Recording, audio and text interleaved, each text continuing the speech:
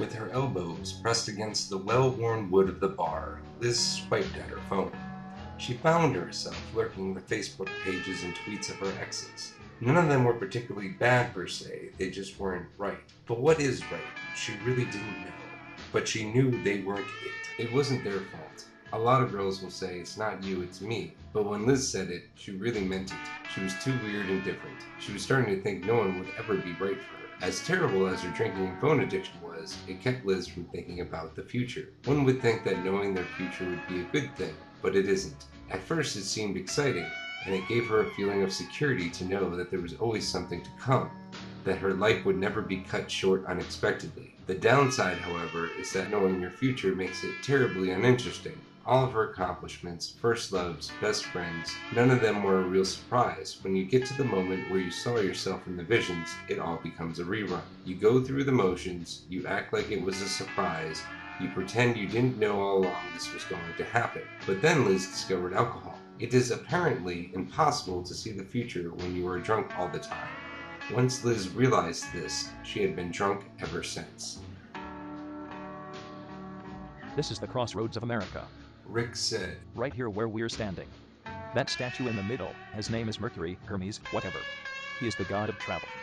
There are 4 roads leading away from that spot, and with them you can go anywhere in the country. That one there. Rick pointed across the traffic circle. That one goes to LA. That's the one I'm taking. That's where I'm going. This place here, this isn't a place you go to. This is a place you just stop for a moment on the way to somewhere else. You want to stay here? That's crazy, Liz. He pulled out another cigarette and lit it. He looked at Liz from under his eyelids and tapped an imaginary watch on his left wrist. It was a big drink of whiskey, and Rick was hoping he was coming across more cool than wasted, but he was too drunk to be able to tell. She shook her head at him in disbelief. He shrugged at her, turned his view towards the statue of Mercury, and gave it a sharp salute. With that, he walked away into the night.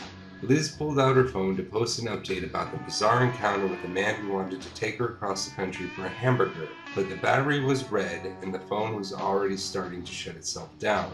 Amy burst out the doors of the bar. What the hell did you do, Liz? There is a huge mess behind the bar. Screw it, thought Liz. Sorry, Amy, but I got to go do something. I'll talk you soon. Where are you going? Are you going to look for a job tomorrow? But Amy might as well have been shouting into an empty sky, for Liz wouldn't be looking for a job tomorrow.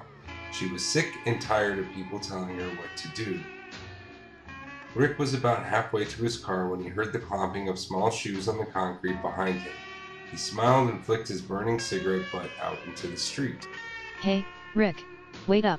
When he turned around, the out-of-breath girl grabbed him by the lapels of his jacket with both hands and pulled him close. He crossed his arms behind her waist and pressed his lips firmly against hers. Let's go try this hamburger of yours.